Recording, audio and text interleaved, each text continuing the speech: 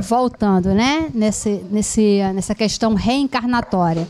Então, fazendo apenas um retrospectivo do que nós falamos no primeiro momento, quando Jesus fala, conhecereis a verdade e a verdade vos libertará, e esse pensamento sobre essa reflexão diária sobre a morte, e esse objetivo de pensarmos sempre de forma positiva na próxima reencarnação, é atuando na orientação da benfeitora espiritual Joana de Ângeles, para que a gente não se fixe, não pense apenas em termos dessa atual reencarnação, é para quando as coisas acontecerem conosco, a gente perguntar, se pode morrer os filhos do vizinho, por que não pode os meus? Se pode as pessoas adoecerem com câncer, seja lá o que for, por que não pode acontecer comigo? O que eu tenho que pode acontecer com todo mundo e não acontecer comigo? Uma vez o Divaldo conta que uma senhora foi falar com ele, muito abatida. Isso que nós estamos falando não é tirando o significado da dor. Não é isso, absolutamente. Mas apenas para que a gente raciocine com lucidez, porque quem morre é o corpo. O espírito daquele querido amado continua a viver, porque só a vida e vinda é a mudança, e os encontros também ocorrerão. E uma senhora é muito triste, né, porque o filho dela tinha desencarnado, e ela falando para o Divaldo que ela não se conformava, porque o filho era um rapaz, era um excelente filho, era uma pessoa bacana, e ela começou a elogiar.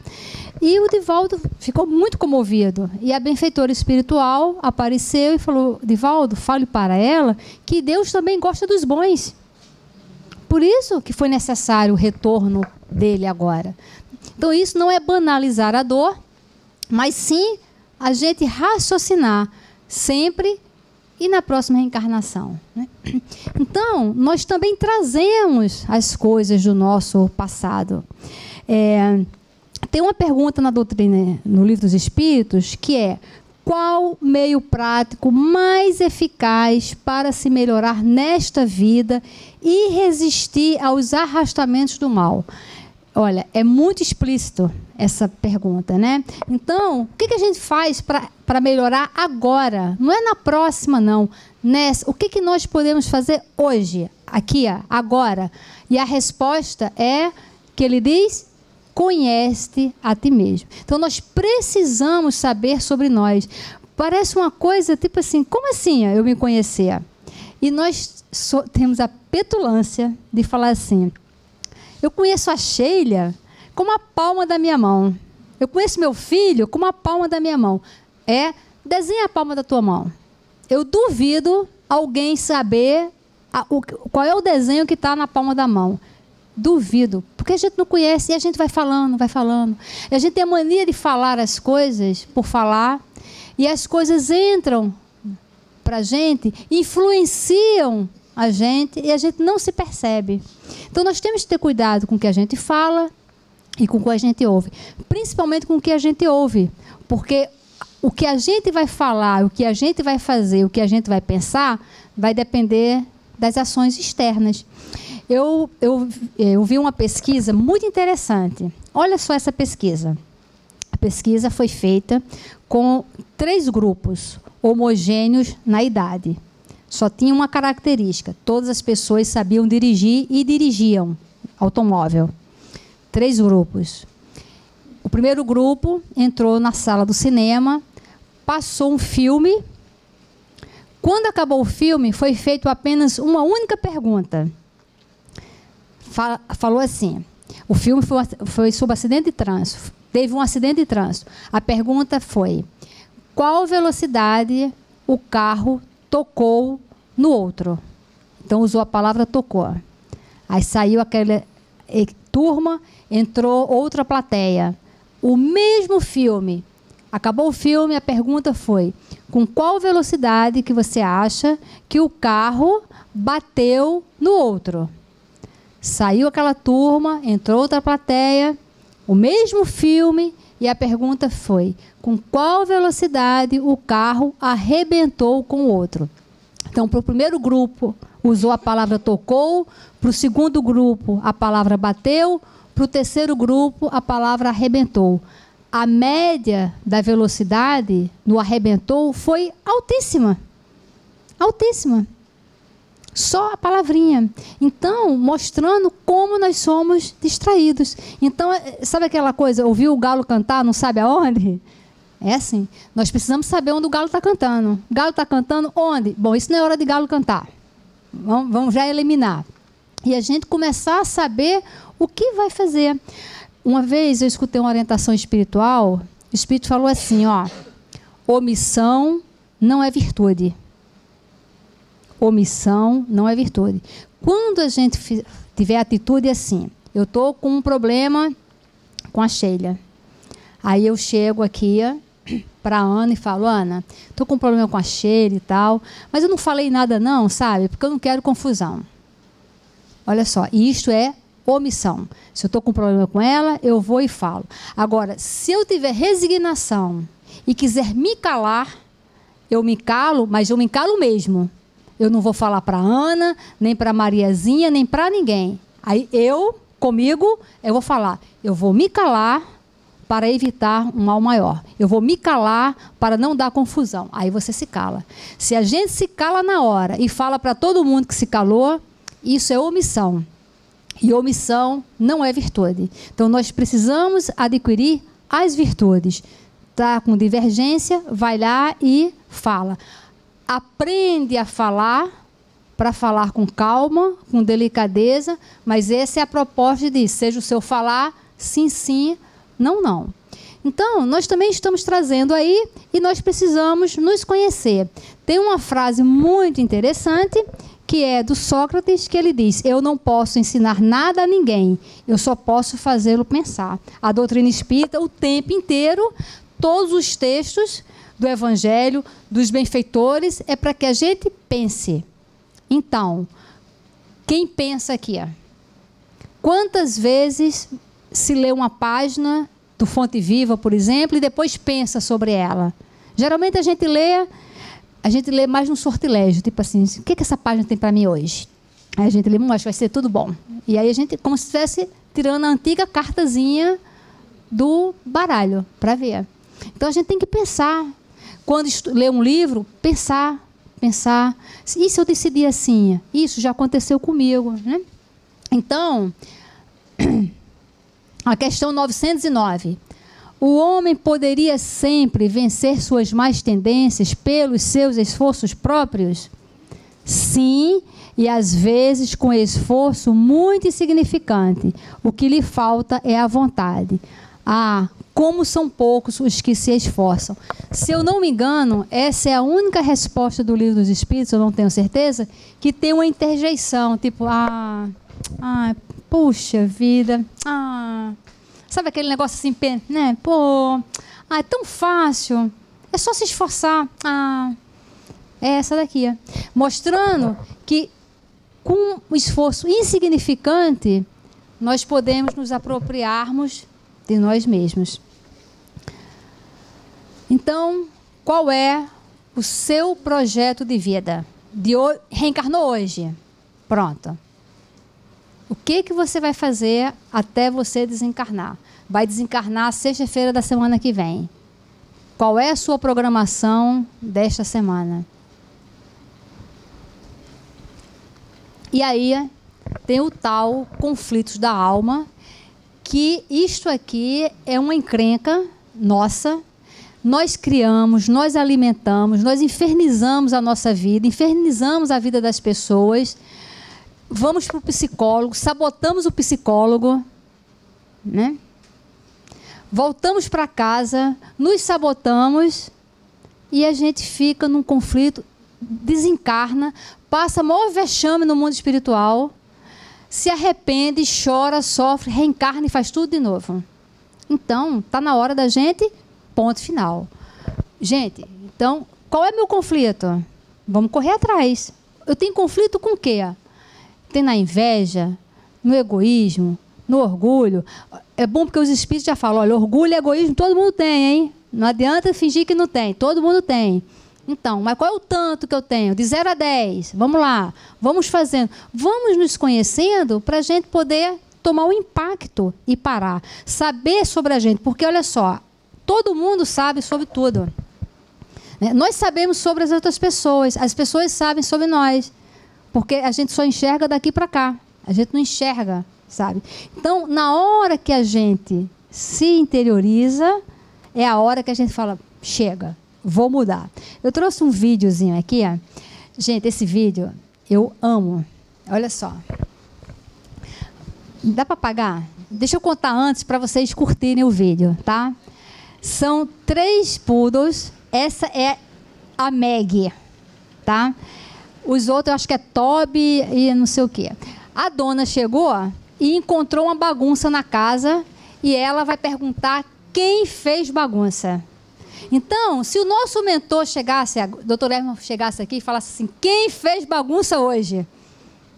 Será que alguém falaria, olha, eu fiz assim, ou quem fez bagunça? A gente começa a olhar, a unha então, né? Quando o palestrante começa, vamos fazer pergunta, a pessoa começa a olhar, ou então pega o celular, tipo assim, olha só, não mexe comigo não. Então, vamos ver, cada um se coloca no lugarzinho aqui, ó, por favor. Apaga aí, por favor.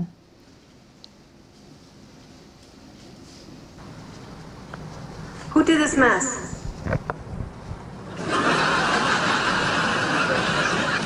Who did this?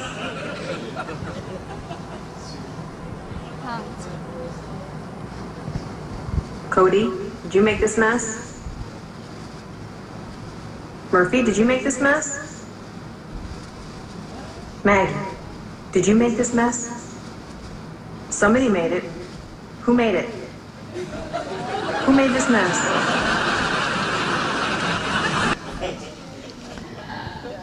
Gente, é o máximo, não é não? Né? Então, a Maggie ficou assim, será que alguém não sabe que fui eu que fiz? Né? Porque na hora de apontar, quem aqui tem o hábito de quem... Ó, aí, né? Tem um dedo assim que é verdade, o dedo é verdade, é aquilo mesmo. Mas em algum momento o dedo fala, caramba, olha só, fui eu que fiz, dessa vez fui eu que fiz bagunça. Porque isso faz com que a gente se conheça. E a gente vai e segue caminho. A Meg, ela nos representa. Foi você, aí, dá licença, deixa eu ir ali, entendeu? Sabe? Então, a gente está sempre procurando, né? Quem é o culpado? Quem me faz infeliz? Quem causa dor? Quem me faz sofrer? E agora nós vamos saber realmente quem é que faz tudo isso com você. Porque nós é que fazemos isso o tempo inteiro com a gente. Nós, o tempo inteiro, nós somos culpados de nós mesmos. Culpado, porque o Espírito não gosta de usar a palavra culpa, né? Não, é responsável. Mas no Evangelho tem lá, é culpa mesmo. Né? Você faz e você vai ter que dar um jeito naquilo ali, né? É verdade, isso. Quem me faz, é isso aí. Quem me irrita, e um monte, a pessoa é uma santa, né? Uma dor, uma candura, mas as pessoas irritam, né? Uma candura, mas vem irritar. Esse livro aqui, ó, Manual Prático do Espírito. Gente, eu quase que fui fazer terapia por conta desse livro. Porque esse livro é muito interessante. Porque ele vem fazendo testes com a gente. Testes da maledicência. Aí ele vem fazendo perguntas para você responder. E na hora que você tem que responder, você tem que responder. E aí você começa a se descobrir que você é maledicente. Você começa a descobrir que você é um sabotador. Você começa a descobrir uma porção de coisas. Então, quem tem dificuldade de saber sobre si, vê aqui. Faz um teste cada vez, porque senão dá muita encrenca. Né? Às vezes a cabecinha não aguenta, não. Então, hoje aqui vamos fazer um. Se eu perguntar assim, quem é que sente ódio? Eu sei que ninguém aqui vai sentir. Porque a gente não fala que, mesmo quando sente, fala que não sente. Mas se é o ódio que adoece, e a gente está sempre doentinho, então alguém está mentindo. Alguém está mentindo, né? Ou a doença está mentindo, ou nós estamos mentindo quando dizemos que não temos... Porque é isso que faz adoecer as células, né? Então, avalie o ódio em você. É na página 97. E nessa avaliação, é uma autoavaliação. Olha só, não é para responder avaliando a mamãe, o papai, o marido, o filho. É você, né? Então, é uma avaliação sua. E a gente fica com essa cara mesmo. Aí, olha só, aí a gente vai estrangular o filho, o neto. Vamos pegar os polvos e soltar o polvo? Os nossos tentáculos emocionais, os nossos tentáculos que vai lá e esgana todo mundo, que esgana quem me irrita, quem me aflige, quem me faz sofrer, quem não me dá o amor que eu quero, quem não me dá o sexo que eu quero, quem não me dá a comida que eu quero. E a gente fica que nem um polvo e não consegue nadar, e não consegue fluir. Então, desamarra isso. E aí, antes do teste, o livro vem falando um pouquinho sobre isso. Quais os motivos que nos levariam a odiar alguém? Porque a gente, animais espíritas, fala, não, odiar eu não odeio. Eu fico chateada com alguém. Aí nós vamos, sabe o quê? Botando nomes bacanas, né? A gente fala assim que ficou assim triste. Não, você ficou triste não, você ficou com raiva mesmo. Você ficou danada da vida, mas ficou mesmo. Então, a gente começa a substituir as palavras, mas não substitui o sentimento. Não substitui a intenção. Aí a palavra fica aí solta e a intenção vai lá e mata as células, você adoece. Desencarna, cheio de vergonha do outro lado, né? Passou a vida inteira dizendo que não teve ódio, chega lá todo vermelho, perispírito vermelho, bombando, pulsando, entendeu? E vai ter que dar conta disso, né? Em geral, os ódios são despertados pelas... Então, quem é que nunca teve humilhações sofridas, injustiçados, maltratados, traídos no afeto, na confiança, quando ofendidos, né? Porque isso aqui, humilhação sofrida, não é aquela humilhação de público, não. É humilhaçãozinha de dentro de casa mesmo, no miudinho, né? Que às vezes a pessoa nem teve a intenção de, mas a gente se sente ofendido, se sente humilhado, se sente diminuído, e aquilo ali vai acumulando. Aí fala, não tenho ódio de ninguém. Não, então você queria voltar casada com ele na próxima reencarnação? Ah, não, isso não. Mas se você está tudo bem, então deveria falar, não, deixa. Então, para a gente não mascarar as emoções. Encontramos igualmente em muitas antipatias indecifráveis que possamos sentir por alguém os ódios recônditos de outras existências, quase sempre frutos de nossas paixões. Porque também vem o acúmulo. Se nós espíritas, sabendo disso, não conseguem resolver muita coisa agora, imagina o que a gente está trazendo das outras, né? Porque na última, possivelmente, a gente pode não ter tido contato com a doutrina. Então, imagina a quantidade de sentimentos confusos que nós estamos trazendo. Então, o que fazer quando o ódio nos invade a alma? Só essa viagem interior mesmo. O primeiro passo é identificá-lo e segurá-lo de todos os modos, não deixá-lo expor-se à vontade. Segurar no sentido, olha só, meu amigo, vamos diluir isso aqui, porque senão ele vai começar a se expor. Quem verbaliza com facilidade, aí vai botar para fora. Quem não vai botar para dentro. Mas em algum momento ele vai sair. Então, vamos fazer o seguinte, faça seu próprio teste, avalie o ódio em você, tá? Depois rasga, não deixa o outro ver, entendeu? Aqui vai se explicar como é que acontece o teste, e o teste, as perguntas vão ser feitas aqui, e aí bota só a respostazinha bonitinha e pronto. Olha só, abaixo vão estar 20 características importantes na análise do seu problema do ódio, tá? Então, eu vou passar 2 slides, 10 e 10 características, tá? As 10 primeiras referem-se à causa. Aí vem uma situação, o que aquilo causa em você. As 10 seguintes, ao combate dos efeitos. Se nenhuma delas se aplica a você ou a seu caso, marque 3 pontos a seu favor na coluna das notas, dê a mão ao Dr. Erma e sobe para o mundo espiritual, tá? Confira o grau de cada uma que se aplica a você. Caso não possa decidir entre duas delas, vão ter 5 colunas, 3 respostas. E entre as colunas tem uma nota, porque às vezes a gente fica na dúvida. Mas isso aqui não é nem tanto a terra, nem tanto ao mar. Então, tem uma colunazinha do meio para aliviar, dar um alívio assim na gente, né? Caso não possa decidir entre as duas, marque na coluna estreita entre duas delas. A nota do grau de cada causa ou cura encontra-se acima de cada coluna. Seja justo consigo mesmo. Ponha os valores na coluna das notas, some-as e verifique o total. Então, aí vocês vão botar só os valores e no final vão somar e depois a gente vai ver aqui o que significa, tá bom? Entendido? Olha só, tá vendo? Então, eu vou botar a causa e vou botar 3 situações. Na primeira, vou fazer o teste aqui dessa primeira, por exemplo. Olha só. Impaciência. Pense você, é você, tá? A impaciente é você. Então, pense a impaciência em você. Minha família considera-me uma pessoa muito impaciente. Demonstro impaciência várias vezes por dia. Sou conhecido como uma pessoa muito paciente.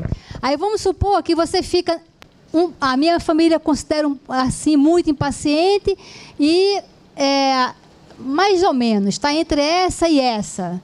Aí você vai ver qual a nota que você vai botar aqui. Ó. Tá bom? Não, quer dizer, você vai, vamos supor que você... Não, é uma só que você vai escolher, né?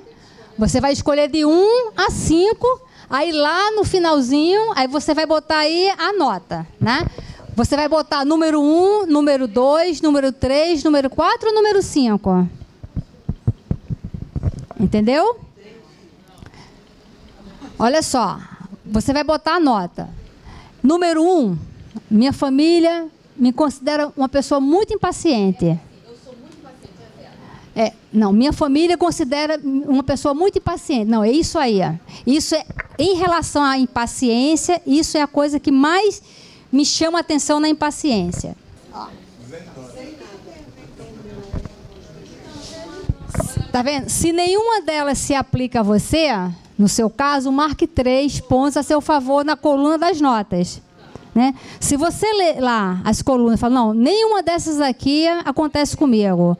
Aí você coloca 3. Confira o grau de cada uma que se aplica a você. Qual é que se aplica a você? Caso não possa decidir entre duas delas, marque na coluna estreita entre duas delas. Entendeu? Então, você vai escolher uma coisa só que se aplica a você. Entendeu? Entendeu? Confira, ó. Caso não possa decidir entre duas, marque na coluna estreita entre duas delas. Tá bom? Combinado? Mesmo que não consiga dar nota, não importa. Esse negócio de nota é mais para mexer um pouquinho. O importante mesmo é a reflexão, tá? Impaciência. Minha família considera-me uma pessoa muito impaciente. É unanimidade. Eu demonstro... Minha família não fala nada, mas eu demonstro impaciência várias vezes por dia. Ou, sou conhecido como uma pessoa muito paciente. Como é que as pessoas veem você? Como uma pessoa paciente? Porque o pessoal da casa é que fala firme, né? Família é fogo. E se tiver inimigo na família, esse sim fica de olho, porque ele vai falar a verdade total. Palavras ásperas. Não, você vai escolher uma coisa. Qual é a coisa predominante em relação à impaciência em você? O que predomina? Tipo assim, caramba, todo dia minha família está sempre falando que eu sou impaciente. Mas eu não sou, eles ficam falando. Entendeu? Porque eles são todos loucos. Todos, entendeu? Então, olha só. Com relação a palavras ásperas, tá? Palavrão, rispidez, palavras grosserias, tá bom? Sou franco e rude. É o famoso falo na lata. Uso-as quando me provocam. Aprendi a frear-me. Gente, isso aí tem que falar sinceridade, entendeu?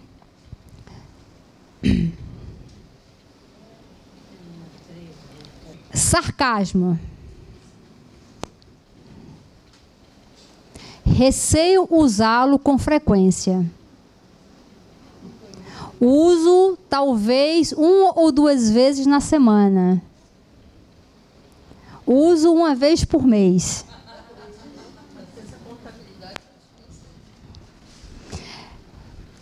É para ver como a gente não se conhece mesmo. Porque uma coisa assim, 1 vez por mês, para a gente é uma coisa tão... A gente não pensa nem o que acontece durante o dia. Mexericos ou maledicências. Gosto de ouvir e repetir novidades picantes. Creio ser normal. Às vezes também me envolvo nisso. Aprendi a fechar meus ouvidos e lábios nesse sentido. Um túmulo. Desconfiança.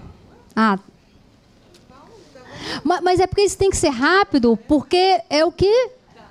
Né? Porque senão você começa a negociar com você. Não, peraí que eu estou negociando aqui.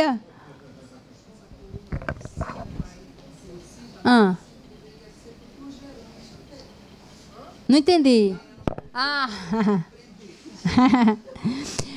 Porque isso aqui tem que ser uma coisa rápida, senão a gente começa a negociar. Vai ficar feio. Aí eu começo a fazer as contas. Acho que vai ficar muito alto isso aqui. Desconfiança. Todos têm suas manhas. Eu me acautelo. Tu desconfia até da sombra, mas usa isso aí. Aprendi a confiar em algumas criaturas. Esse só tem 2.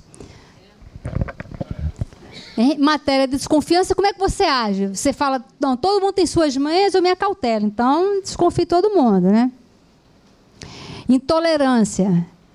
Na questão religiosa, racial, sexual, etc. Evito pessoas com crenças diferentes das minhas. Algumas dessas pessoas são boas. Tenho amigos de diferentes raças, religiões, opiniões políticas, etc.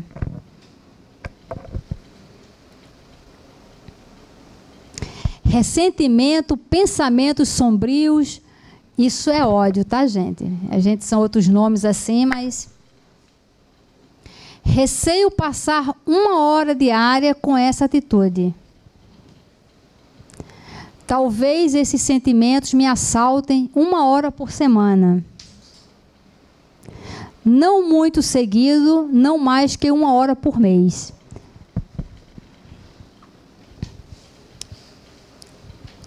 Raiva violenta dirigida contra alguém. Esse alguém pode ser no trânsito, tá? Existe uma pessoa dentro do carro, do outro carro, tá? Perco as estribeiras talvez 1 vez por semana. 1 vez por mês, 1 vez por ano. Lindo, né? 1 vez por semana, gente. Inveja ou cobiça. Invejo muitas pessoas. Queria ter o que elas têm. Confesso que invejo algumas pessoas. A inveja praticamente não passa pelo meu pensamento. Ciúme. Tenho muito ciúme de que amo. Sinto ciúme, porém, procuro vencê-lo. Esta emoção praticamente não me incomoda. Agora, isso aí é a primeira parte, né? Agora a segunda parte. Verifique a extensão do uso que faz desses meios. São meios agora, tá? Supressão das fontes de ódio. Lembro-me constantemente de pessoas odiosas. Procuro ignorar minhas fontes de ódio. Procuro compreender as causas das ações odiosas.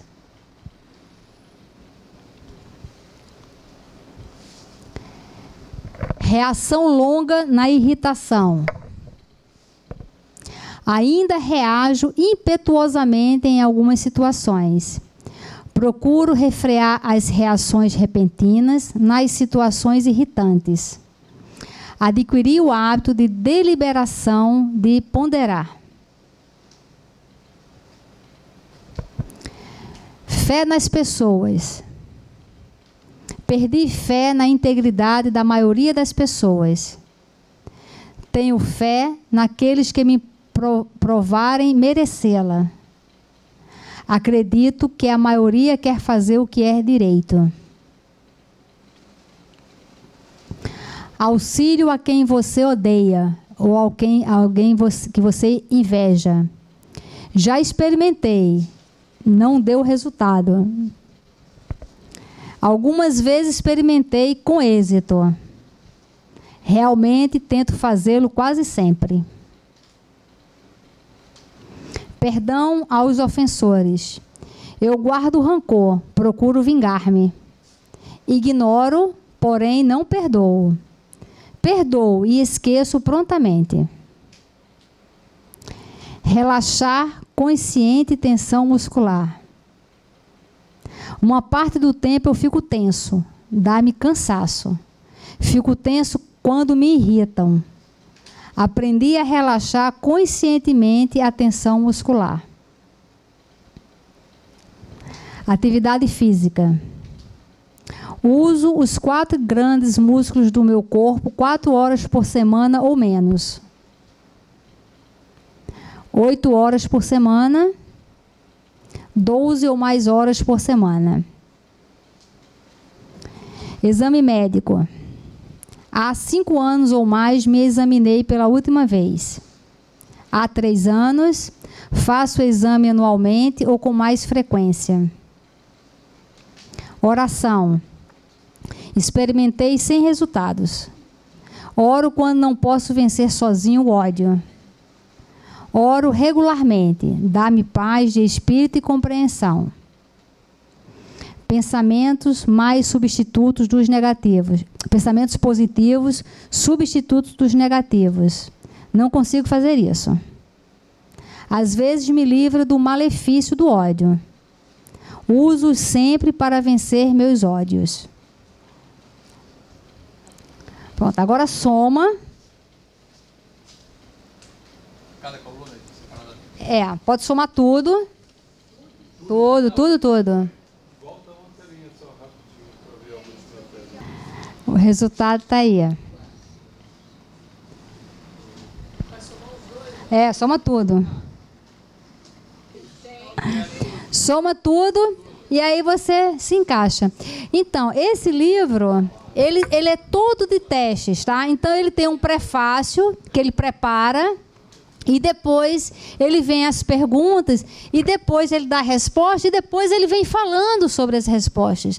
Então, tem 2 livros que são muito legais para a gente se conhecer.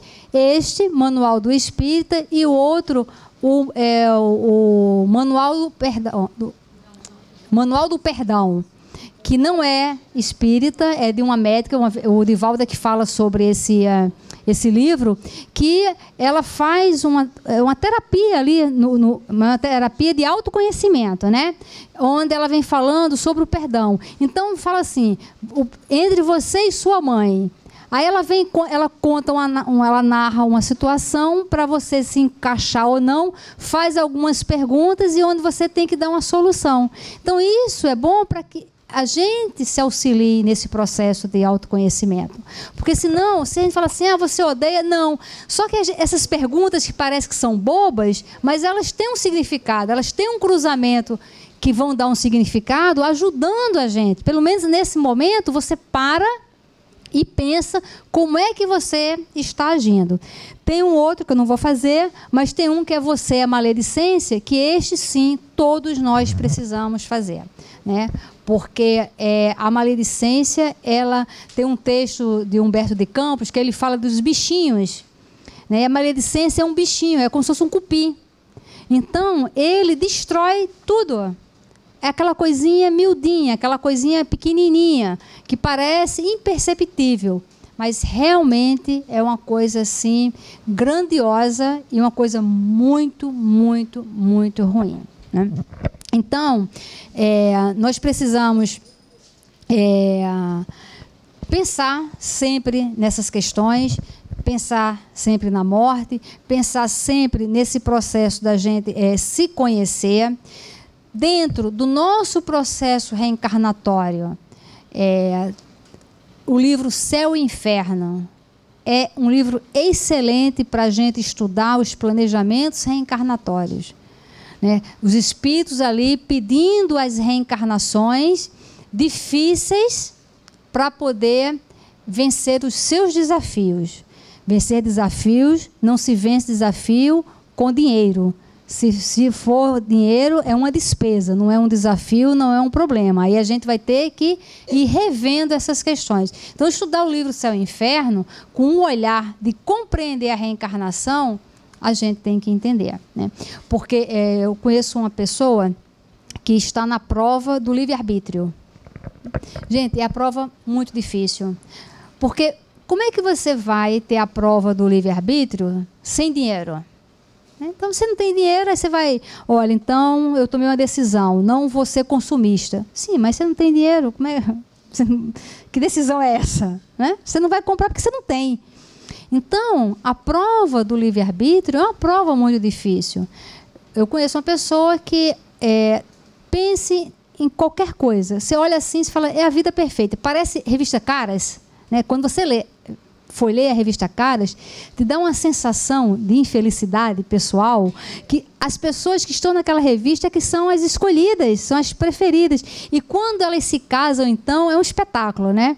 Porque eu vejo aí e falo assim, fulano tá, né, no romance. Não, agora é o homem da minha vida, é a mulher da minha vida. Aí pergunta, mas como é que é o dia a dia? Olha, muito divertido. Nossa, me faz rir o tempo inteiro. Né? Uma coisa assim, fala, não, alguma hora tu vai ter que cansar de rir. Isso aí, óbvio que não vai dar certo, entendeu? Eu acho que nem com aquele palhaço Zequinha você ia conseguir rir, né, o tempo inteiro. Mas só que aquilo ali é aquela ilusão que você começa a se achar inadequada. Você começa a achar que teu parceiro é inadequado, que a tua família é inadequada, a tua roupa é inadequada, você não tem aquele corpo. E a gente vive numa ilusão muito grande, né? Então, quando a gente vai estudar o Céu e o Inferno, é para a gente botar o pé no chão. E sabendo se a gente teria condições de ter essa prova do livre-arbítrio. Então, essa pessoa... A orientação espiritual foi essa. É uma prova muito difícil. É uma pessoa bonita, inteligente, rica. Pense em todas as coisas. Acontecem, tudo de bom, profissionalmente. Tem filhos maravilhosos, tem família, tem tudo. Aí tudo assim, aí dá a impressão que, nossa, é um privilégio. Com um problema desse tamanho, para decidir. Porque você tomar decisão no pouco, é uma bênção. É um treinamento. Agora, você tomar uma decisão na abundância, né, você saber, bom, eu vou para a praia, né, vou esquiar na praia, ou eu vou lá para... Ó a dúvida cruel. Aí você começa a não enxergar a outra pessoa, porque a dor faz com que a gente vá para a religião. A dor faz com que a gente se aproxime de Deus. A dor faz com que a gente procure encontrar o próximo. Olha, na época que as pessoas estão sofridas, doloridas, é a época que a pessoa mais se aproxima da divindade. Porque ela deixa de ficar distraída e ela começa a procurar as suas origens. Isso é uma bênção e é um treinamento. Então imagine nós aqui, se nós tivéssemos a prova do livre-arbítrio com a beleza, com dinheiro, com família, filhos sem dar problema na escola, sem dar problema com drogas, filhos inteligentes, pessoas se projetando na sociedade, com a conta bancária muito, muito, muito alta. Imagine, aonde é que você estaria? O que você estaria fazendo? Qual seria a sua ocupação? Porque isso nós já tivemos no passado. Então, e se isso tornar a via, como é que nós poderíamos fazer? Lá na nossa obra social tem uma amiga E na orientação espiritual, ela falou para o benfeitor, doutor Herman, falou, toda semana eu estou jogando na Mega Sena. Aí ele falou, minha filha, Então faz o seguinte, a partir da semana que vem, você pega o dinheiro e compra leite. Porque se for dar os números, a gente vai lá e atrapalha os números. Porque vocês com dinheiro vai botar a obra a perder. Imagina, ganhar 10 milhões na Mega Sena, vamos botar a obra toda para perder. Por quê? Quem injeta dinheiro, injeta ideias. Bota 10 milhões no bolso de cada um aqui, se a gente não vai mandar na família inteira e todos vão obedecer do jeito que a gente quer. E isso a gente vai se encalacrar cada vez mais, né? Então, a gente tem que começar a pensar em termos de espírito imortal, reencarnando para... O que disse o texto no início? Qual é o objetivo da reencarnação? Progresso moral. O que a gente estiver fazendo que não tem a questão da moral, nós estamos na contramão do nosso progresso. Significa que vamos sofrer, chorar, é o tal do ranger dos dentes. Vamos nos amargurar e vamos nos encalacrarmos para a próxima reencarnação. Então, saber sobre essas questões é conhecereis a verdade e a verdade vos libertará. Então, como vai ser a nossa próxima reencarnação? Quais são as oportunidades que nós estamos deixando passar debaixo do nosso nariz nesta reencarnação? Vou trazer um caso rapidinho aqui, do livro Memórias de um Suicida. Todo mundo tem que ler esse livro. Olha, indevidamente, eu já escutei muitos espíritas falando assim, esse livro é um livro muito pesado. É um livro muito... Que bobagem! É um livro maravilhoso, com final feliz. Ninguém morre no livro, gente. Não tem desgraça no livro. Todo mundo começa o livro sofrendo e acaba reencarnando todo mundo. Reencarnando para ter outras oportunidades, para viver outros momentos, para repetir aqueles momentos. Não tem desgraça nenhuma desgraça. Mas no início do livro fica falando do sofrimento. Sim, porque eles fizeram bobagens e foram parar no lugar de bobagens. Só isso. Mas aí eles vão refletir, vão reprogramar a reencarnação dele e acaba o livro assim, todo mundo reencarnando para aprender. Então, quantos de nós aqui não já cometeu suicídio em vidas passadas? Quantos de nós aqui, que está nos ouvindo também, não já pensou em suicídio? Espírita pensa em suicídio? Pensa. Por quê? Porque nós estamos ainda com a visão materialista da vida. Se nós não pensarmos na morte todos os dias e não nos enxergarmos como espírito imortal e não nos planejarmos efetivamente agora para a próxima reencarnação, nós vamos pensar na morte como uma solução e vamos pensar em suicídio sim. E na hora que pensa, o obsessor se acopla e muitas vezes influencia naquilo ali. Então, nós temos que ler Memórias de um Suicida. Porque, não, eu nunca pensei, mas vai que na próxima reencarnação pensa. Então, já lê agora, coloca na mente para que não venha a acontecer. Então, estudando um caso aqui de reencarnação, olha o Mário Sobral. O Mário Sobral, na vida passada, ele cursava a Universidade de Coimbra, quando Coimbra era a 6ª universidade do mundo. Só existiam 6 universidades no mundo. Então, para ir para uma universidade, só ia o top do top do top. Então, esse camarada, na programação reencarnatória dele, ele foi a Coimbra.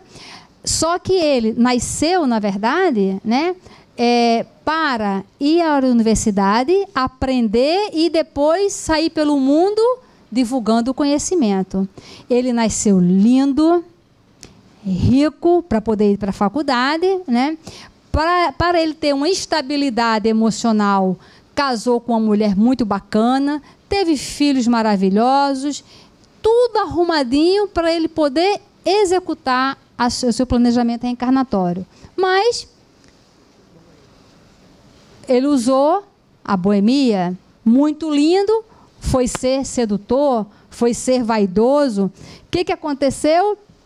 Teria sido excelente orador se da universidade tivesse saído sábio e não um boêmio. E aí, gastou a fortuna em vadiagem. Ele adorava um prostíbulo. Então, a vida dele foi em prostíbulo. Tinha 3 filhos e tinha um amante chamada Eulina no prostíbulo. A Eulina era uma mulher muito interesseira e estava na prostituição porque ela quis estar na prostituição e estava lá mesmo, né? Motivo do suicídio: paixão não correspondida. Ele se apaixonou pela Eulina. Aí chegou uma hora que ele falou: Eulina, olha só, vou ficar com você. Aí ela falou: comigo não. Ela queria o dinheiro dele, conseguiu o dinheiro dele e depois falou: não, meu amigo, comigo você não vai ficar não. Aí, qual foi o tipo do suicídio? Ele matou ela, estrangulou ela com as mãos, entrou em choque depois e ele se enforcou. Ele não nasceu para matar ela, não nasceu para se matar, não nasceu para ser boêmio. Isso tudo foi tormentos voluntários. Tudo. Nós temos um caso que a gente acompanha, a Valéria que acompanha também, de uma adolescente grávida com a criança. Então, nós alugamos uma casa, demos orientação. A Valéria foi a mãe psicológica, mãe social, dando orientação, tudo certinho. Aí, rebelde, aí tiramos a Valéria, bota outra pessoa, tiramos outra pessoa e tentamos várias vezes. Aí a orientação espiritual foi: olha, agora está por conta própria. O espírito usou o livre-arbítrio para não querer ajuda nenhuma. Então, aí a gente...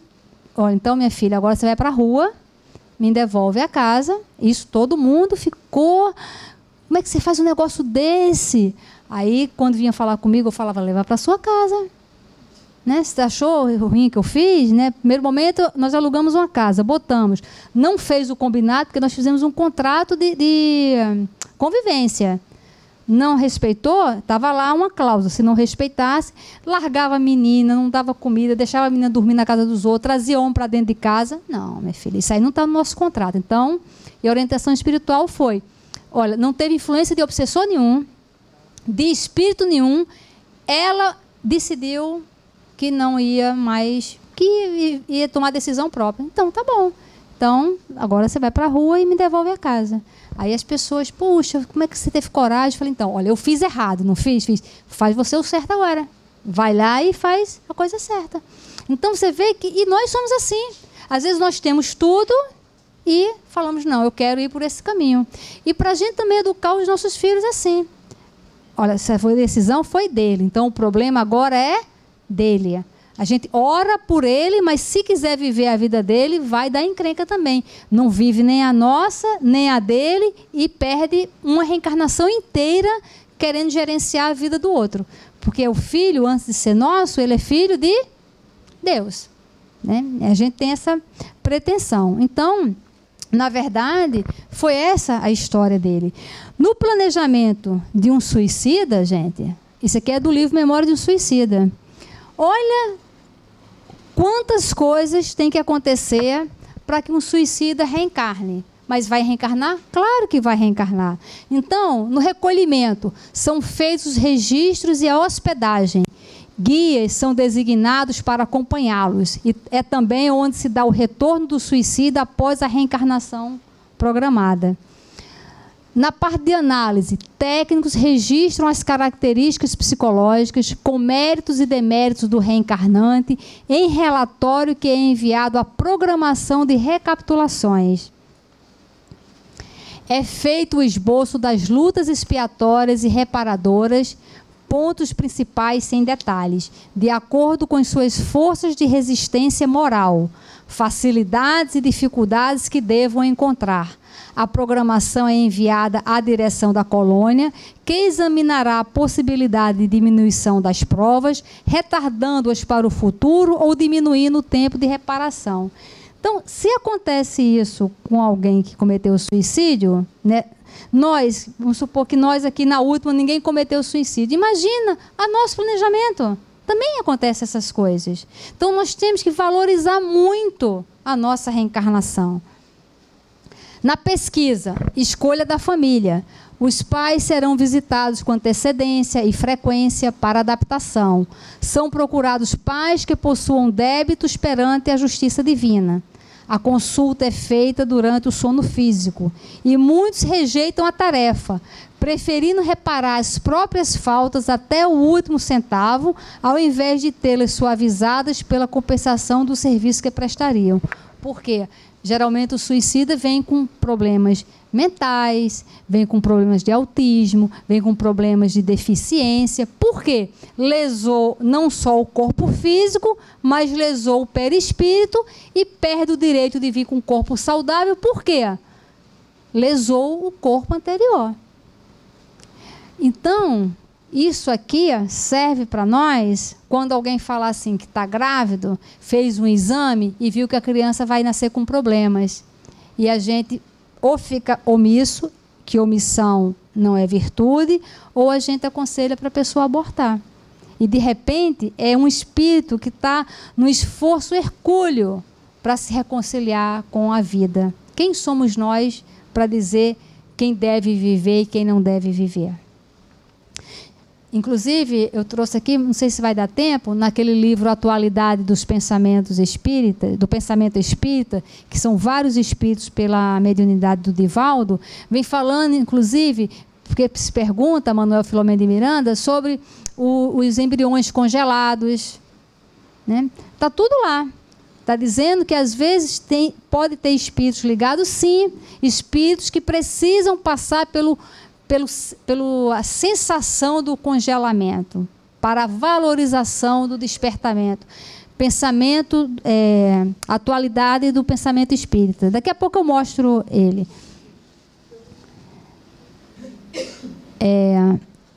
Zé, me ajuda aqui, porque está dizendo que a bateria tá fraca. Pega ali dentro do saquinho azul e bota aqui, por favor.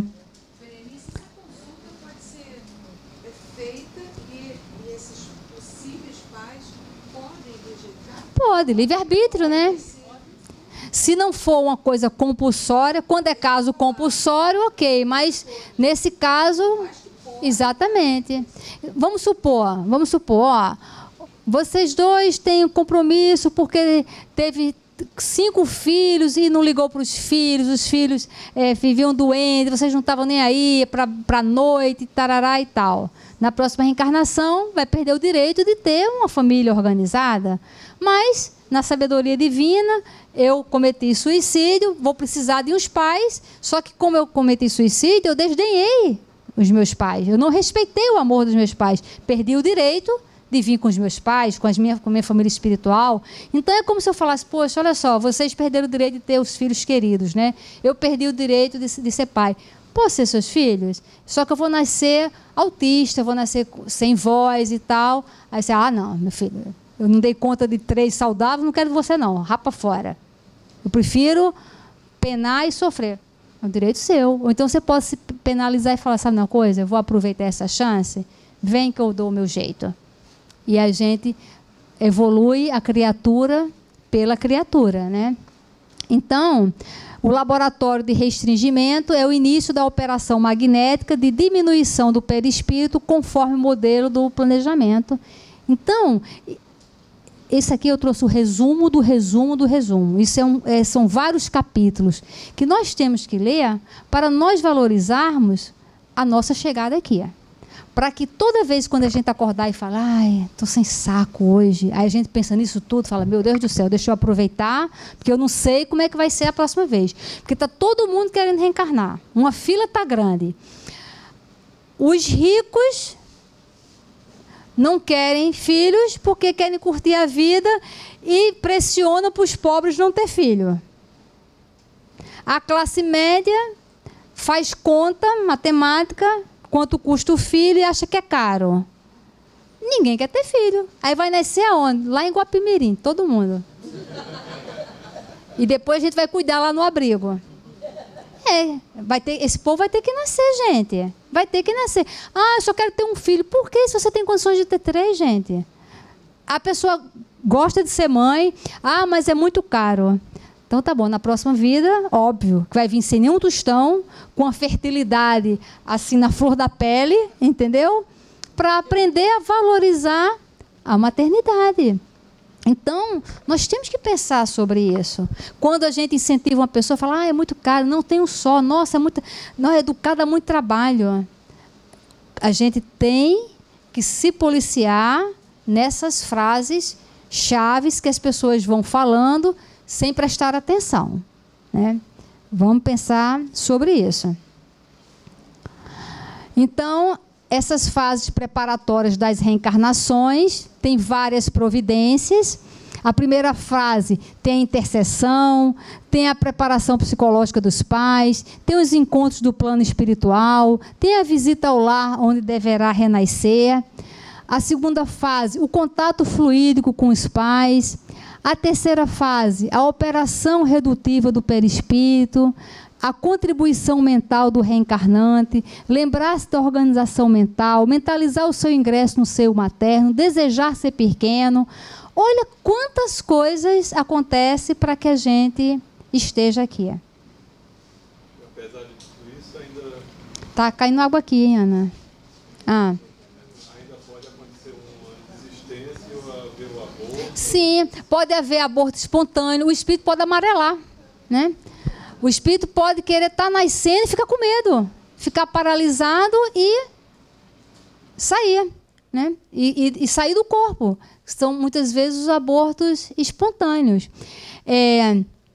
Naquele CDzinho do Divaldo Responde, tem uma questão ali muito interessante, né? Que é quando as pessoas falam, poxa, mas se Deus não programa ninguém para se matar, né, para matar alguém, para fazer o mal, por que nasce assim? Então, é do espírito, é livre-arbítrio do espírito, né? Só que na Terra, reencarnado, está todo mundo misturado. No mesmo prédio, pode morar Hitler e Madre Teresa, podem ser vizinhos de porta. Concorda? Na Terra, reencarnado, no mesmo prédio, pode morar Hitler de um lado e Madre Teresa do outro. Porque na Terra tudo é misturado. No mundo espiritual, gente, tudo é definido.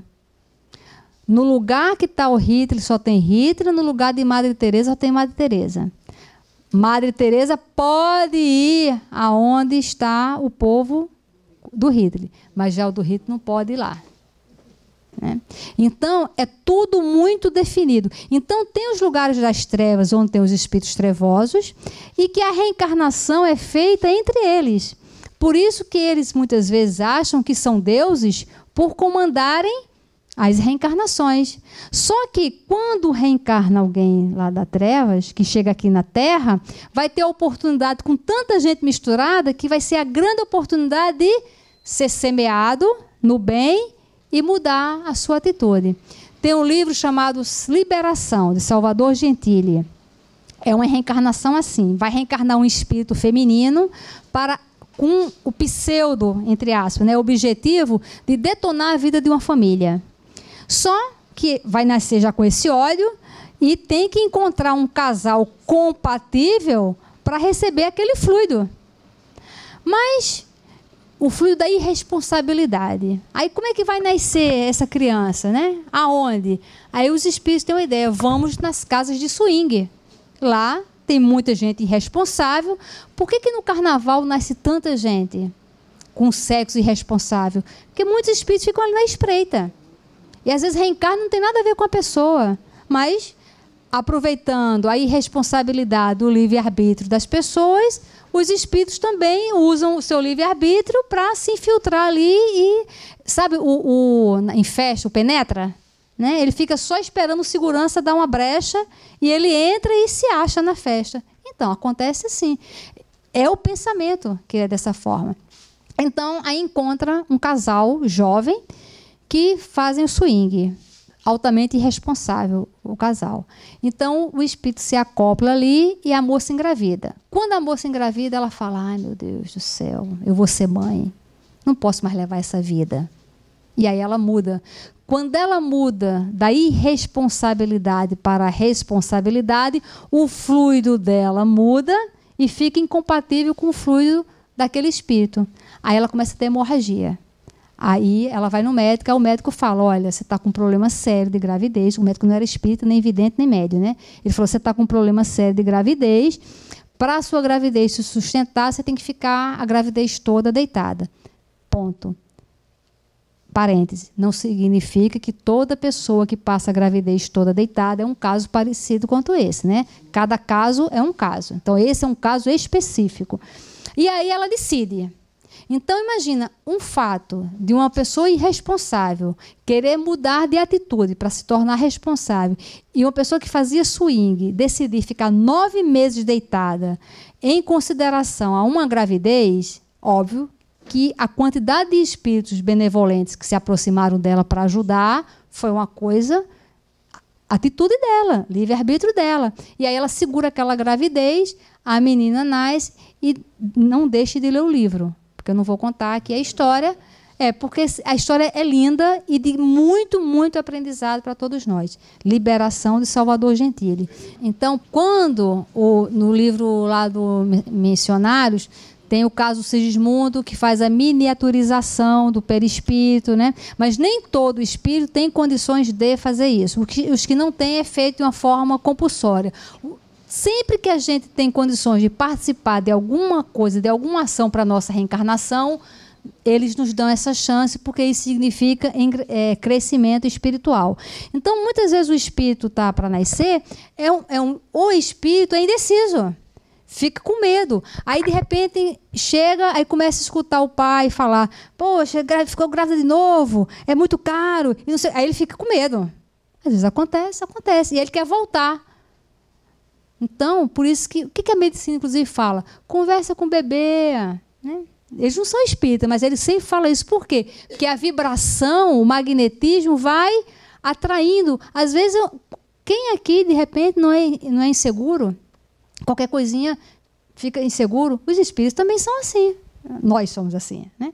Então, o espírito não é considerado suicida porque ele não nasceu ainda. Mas a insegurança dele, ele pode até se tornar um suicida por conta da sua insegurança e querer voltar para o lugar seguro da onde ele estava. Né? Então, ele não é considerado suicida por conta disso.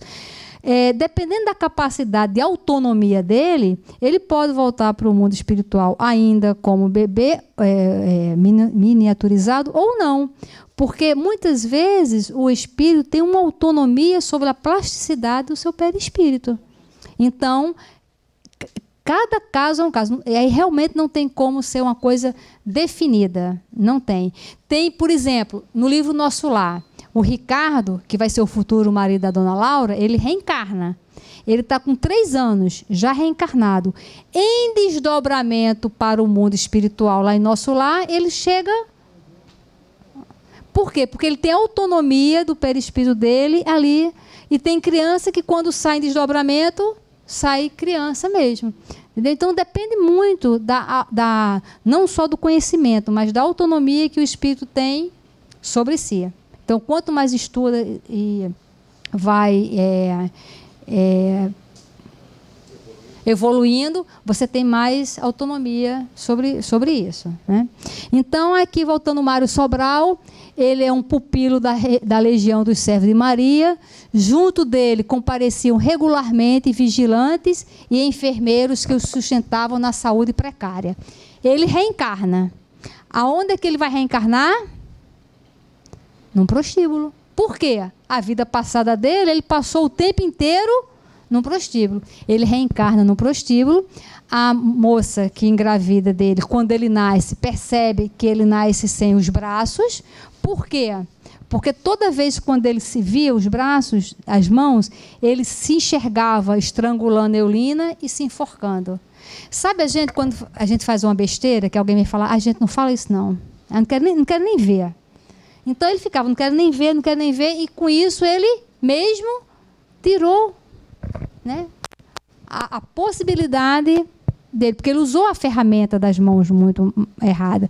Então a mãe, quando ele nasce, ela não quer, ela rejeita ele. No prostíbulo tinha uma lavadeira, que ficou com pena dele, teve compaixão e falou, vou levar essa criança para casa. E levou para casa. Ela tinha uma filha, na época de 15 anos, uma filha muito boazinha, e que ajudava ela a cuidar dessa criança.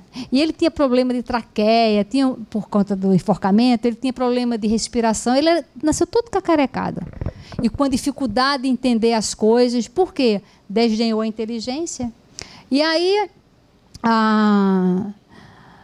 eu minto, a filha dela tinha 15 anos. Aí passaram alguns anos, uns 5 anos ou 10, não me lembro, ela desencarna. E a filha já estava tão envolvida ali com aquele irmãozinho adotivo que passou o resto da vida cuidando dele.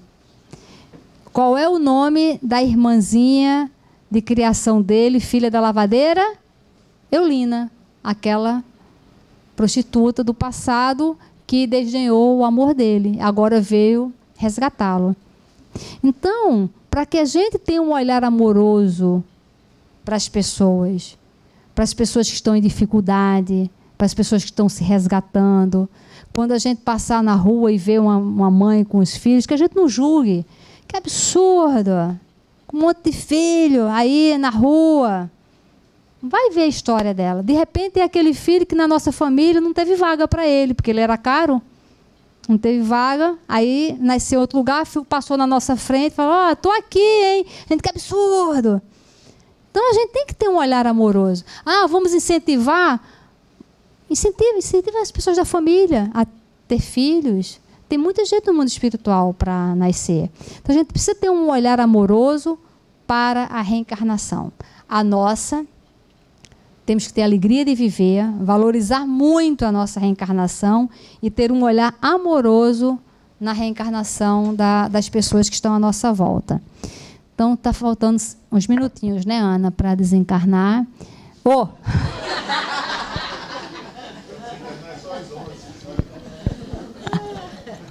Está todo mundo atento, hein? Então, aí eu trouxe aqui...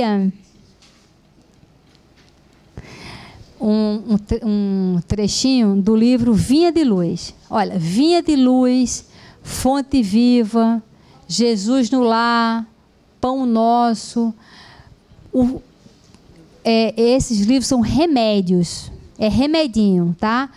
Quem tem depressão tem que ler várias vezes ao dia e escutar o áudio e lendo ao mesmo tempo e depois escrevendo, passando a limpo, fazendo cópia. Tá? Do livro chamado Filhos de Deus, da Joana de Ângeles. Esse é específico para quem tem depressão, quem se acha feio. Né? Eu tenho uma amiga minha que ela fala, Berê, se fizer uma fila no mundo, eu vou ser a última, com certeza. De tanta certeza que ela tem de ser rejeitada por tudo e por todos. Filho, então, Filho de Deus na veia. Escuta, lê e depois faz cópia. E depois distribui as cópias. Então... temos que ler e depois pensar. Não é só ler e pensar. Então, vamos encerrando com isso aqui. Esse aqui é a lição 170, amanhã. Digo-vos que não sabeis o que acontecerá amanhã. Isso está em Tiago, capítulo 4, versículo 14. Diz o preguiçoso, amanhã farei. Exclama o fraco, amanhã terei forças. Assevera o delinquente, amanhã regenero-me. É imperioso reconhecer, porém, que a criatura, adiando o esforço pessoal, não alcançou ainda, em verdade, a noção real do tempo. Quem não aproveita a bênção do dia, vive distante da glória do século. Alma sem coragem de avançar 100 passos, não caminhará 20.000. Muita gente aguarda a morte para entrar numa boa vida. Contudo, a lei é clara quanto à destinação de cada um de nós. Alcançaremos sempre os resultados a que nos propusermos.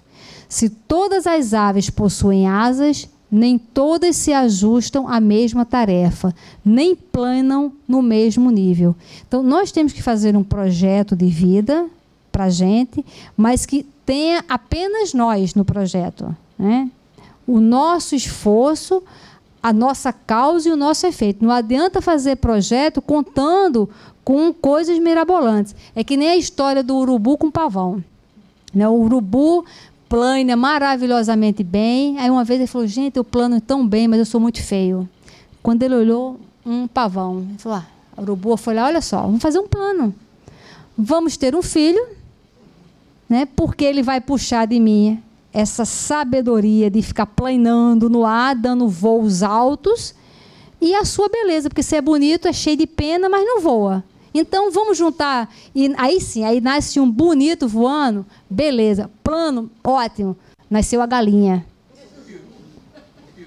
Nem voa, nem plana e é feia pra caramba. Aí vem a decepção. Poxa vida. Então, o projeto é pessoal, não é projeto para o filho, para o marido, para a sogra.